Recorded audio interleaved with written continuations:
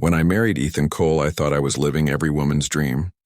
He was charming, successful, and made me feel like I was the only woman in the world who mattered.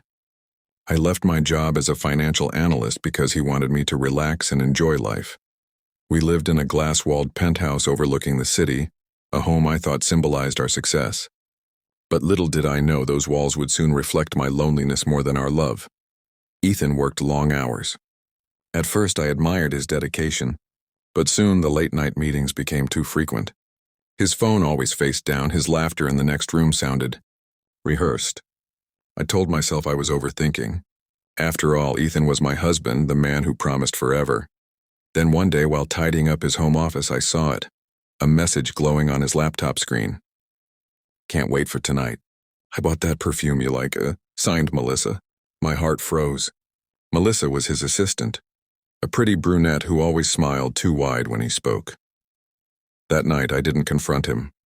I just watched him walk through the door, pretending to be tired from meetings. When he hugged me, his cologne mixed with a faint trace of women's perfume. I just knew. But I wasn't ready to lose everything, not yet. So I played the perfect wife. I smiled, cooked his favorite meals, even planned weekend trips. Meanwhile, I quietly began observing, documenting, every suspicious charge on our credit card, every hotel booking that didn't match his schedule, every whispered phone call. You see, Ethan had forgotten something.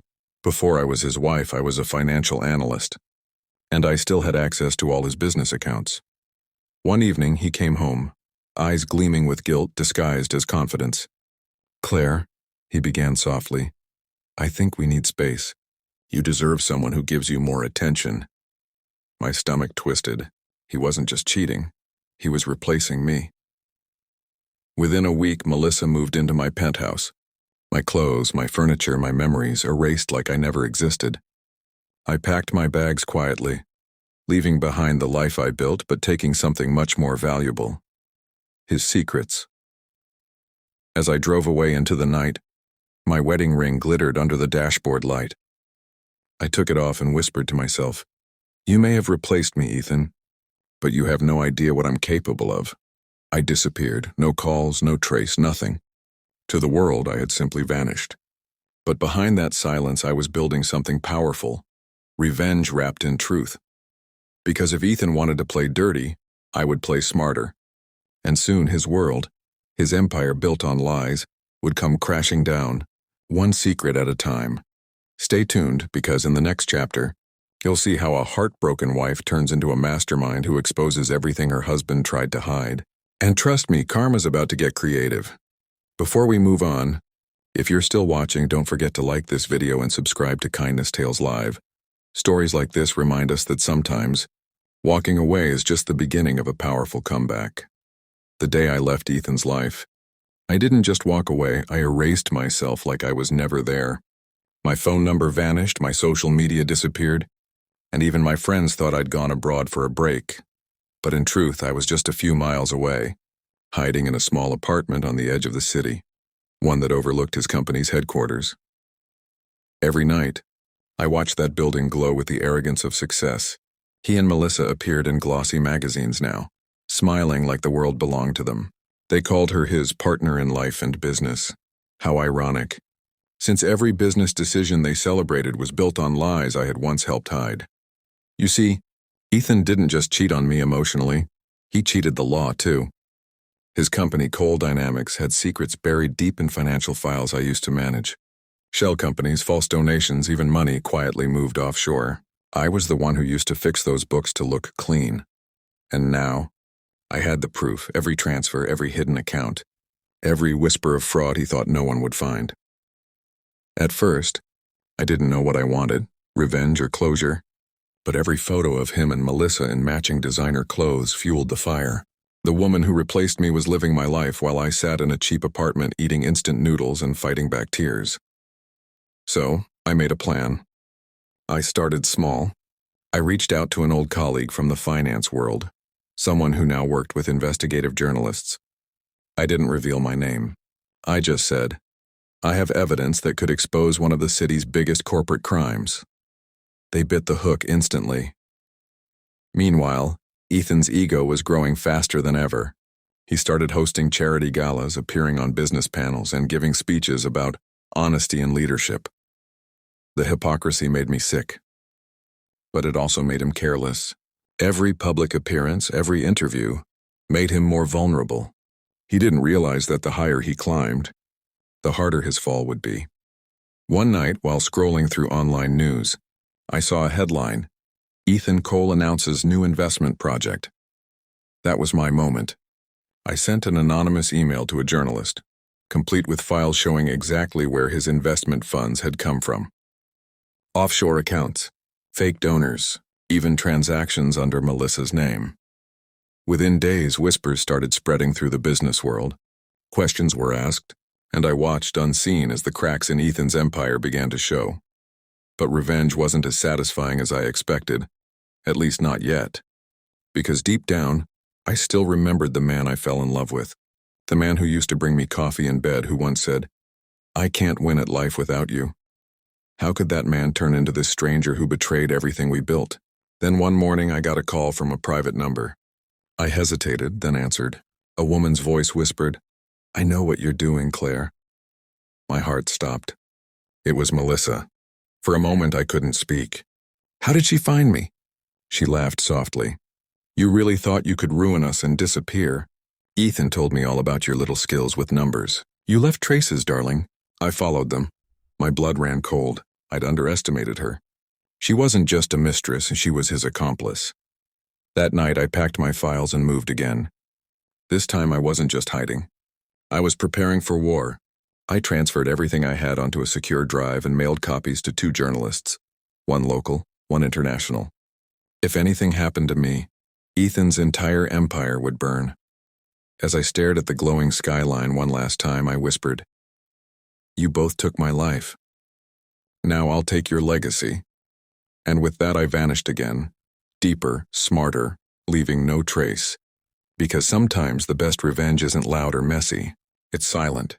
It's strategic. It's when they wake up one day and realize the woman they discarded has become the storm they can't escape. For weeks, silence became my ally. I moved from city to city using fake names, paying in cash, and trusting no one. Each morning I'd read the news with trembling hands, waiting to see the cracks I'd created widen into chaos. It started subtly. A drop in coal dynamic stock prices, whispers among investors, delayed projects. But soon silence turned into headlines. Anonymous source exposes financial irregularities in coal dynamics. CEO Ethan Cole denies allegations, claims ex-employee sabotage. That second headline made me smirk. An ex-employee? I guess that's what I had become. The ghost in his system. But what he didn't realize was that I wasn't sabotaging anything. I was simply revealing the truth. Meanwhile, Ethan was unraveling. I could see it in the press conferences, the way he avoided eye contact, the nervous twitch in his hand, the forced smile beside Melissa. The woman who once replaced me now looked terrified, her perfect poise cracking under pressure. She had built her dream life on a foundation of deceit, and now the ground was sinking fast. One night, I received an encrypted message from the journalist I'd been in contact with. "Your documents are legitimate. We're publishing the full report next week. Are you sure you're ready for what comes next?" I typed my reply carefully. Yes, the truth deserves daylight.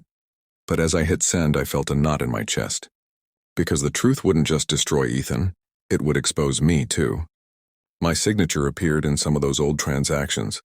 If the story broke wide open, I could lose everything. Still, I had come too far to turn back. Then, out of nowhere, I received a letter slipped under my apartment door. No stamp, no return address, just one line. "You think you're invisible, Claire, but I see you." My blood ran cold. I looked outside. The street was empty, the night still. But I knew that handwriting. It was Ethan's. He had found me. That night, I didn't sleep. Every creak in the building made me jump. My mind replayed every moment.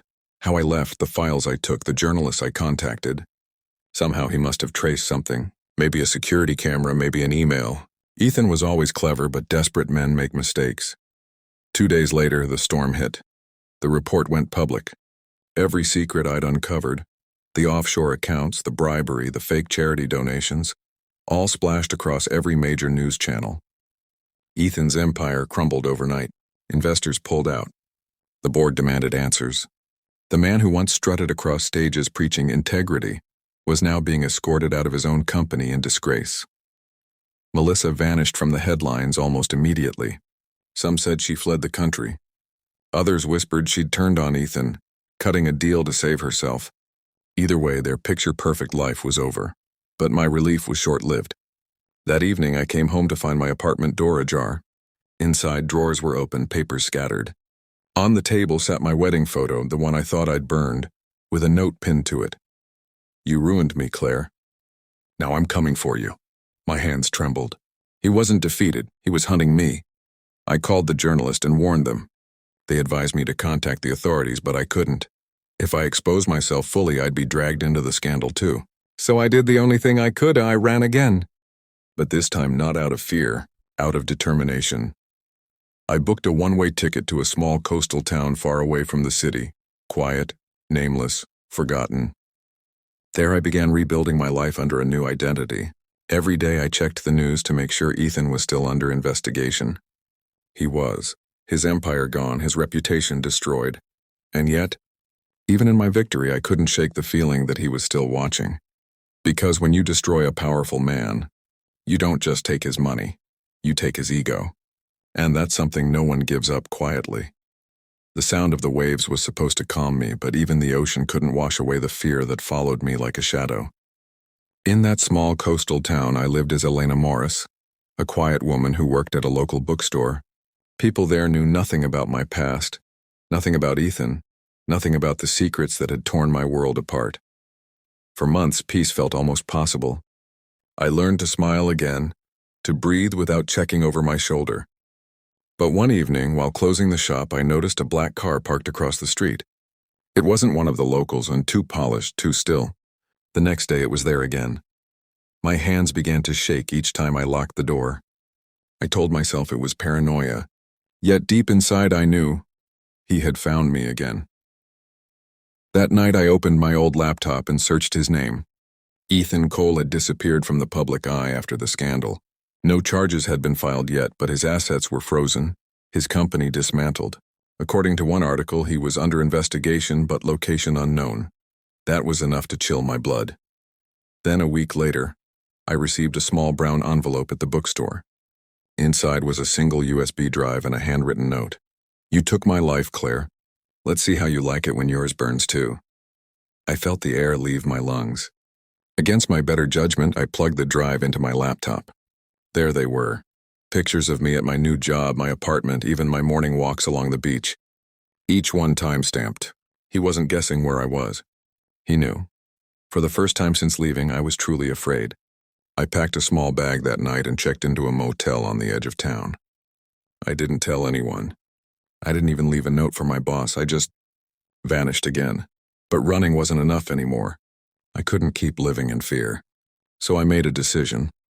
If Ethan wanted to come after me, I would make sure he went down for good this time. I contacted the journalist again, using a burner phone. "He's trying to find me," I whispered. "I need protection, and then I have more evidence." This time, the voice on the other end was different and firmer. "Claire, we can get law enforcement involved, but we'll need you to testify. It's the only way to put him away." Testify. The word echoed in my mind. It meant revealing who I was, admitting to what I'd done, facing the world I'd tried to escape. But what choice did I have? Ethan wasn't going to stop until he'd destroyed me completely. So I said yes. A week later, I traveled back to the city under police protection. Sitting in that cold office, I handed over everything. Emails, bank transfers, recordings, even the new threats. When I signed the last page of my statement, I felt a strange mix of relief and dread. The truth was finally out. The very next morning, Ethan was arrested at a private airstrip, trying to flee the country. When they showed his picture on the news and handcuffed, angry, humiliated, I should have felt triumphant. Instead, I felt empty. Melissa resurfaced too, now a witness against him. Turns out Ethan had betrayed her as well, drained her accounts, left her with nothing. In the end, the man who once thought he owned the world stood alone, ruined by his own greed and lies. But even as justice caught up with him, I couldn't shake one final truth I hadn't escaped untouched. I'd lost my name, my peace, my identity. I had become someone else. Not by choice, but by survival. That night I stood on my motel balcony, staring at the flickering city lights. For the first time in years, there were no secrets left to hide, and yet the silence didn't feel like freedom. It felt like the calm before something I couldn't quite name. Because when you destroy someone's empire, you also destroy a part of yourself. And I was beginning to wonder what would be left of me when all of this was finally over. The trial began 6 months later. The courtroom buzzed with reporters, flashing cameras, and whispers of betrayal. Ethan Cole, once the man everyone admired, now sat in a gray suit, his eyes hollow, his charm replaced by arrogance and hate. Across the room I sat quietly, hidden behind a curtain of calm I didn't truly feel. My name was no longer Claire Cole, just Witness A, the woman who vanished and returned with the evidence that shattered him. When I took the stand, his gaze burned through me. For a moment it was like the past was standing right in front of me, our home, our laughter, the promises we made. But then I remembered every sleepless night, every lie, every message that broke my heart, and I spoke. I told the court everything, how I uncovered the fraud, how he replaced me, how I gathered proof and disappeared. My voice didn't shake once. Each word cut through the silence like a blade. When I finished, Ethan smirked, leaning toward his lawyer. I could almost hear him whispering the same thing he'd always said. "You'll never win without me, Claire." But this time, I didn't need to win. The truth did it for me. The jury found him guilty on multiple counts of fraud, embezzlement, and witness intimidation. He was sentenced to 15 years in prison. When the verdict was read, Ethan finally looked at me. Really looked. There was no hate, no love. Just realization. He knew he had lost everything. After the trial, I stepped out of the courthouse into the crisp morning air. Reporters called out my name, but I didn't answer. I just kept walking. For the first time in years, I wasn't running from anything, or anyone. I moved again, this time to a small village by the sea, far from the noise and shadows of my past. I opened a little financial consulting office under my real name, helping small businesses manage their accounts honestly, something I'd once forgotten how to do. People there didn't know my story, and I didn't need them to. I wasn't the wife who vanished or the whistleblower. I was just Claire. Some nights, though, I'd walk along the shoreline and think about everything that had happened. The love I lost, the person I became, the price of truth. I'd ask myself if it was worth it. All the pain, the hiding, the fear. And every time I came back to the same answer, yes. Because truth may break you, but lies bury you alive. One evening, months after the trial, I received a letter with no return address. My heart skipped as I opened it. Inside was a short note written in familiar handwriting. Not Ethan's, but Melissa's. "He's gone, Claire. Prison changed him, or maybe it didn't. Either way, he said your name until the end of every visit. You were the one thing he couldn't erase. I don't hate you anymore. I envy you. You found freedom. Take care of it." I folded the letter slowly and placed it in my drawer. For the first time, I felt something close to closure. Not forgiveness, but peace. That night, I stood on the beach again. The waves crashed against the shore and the sky turned shades of gold and violet. I realized something important. I hadn't vanished. I had evolved. Ethan had tried to replace me with someone else, to erase my existence. But in the end, it was me who erased his lies and rebuilt something real.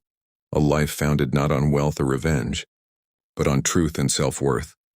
I turned to the horizon and smiled softly, whispering to the wind, "You replaced me once, Ethan, but I replaced your lies with my freedom." And with that, I walked away, not as the broken wife who vanished, but as the woman who survived her own storm.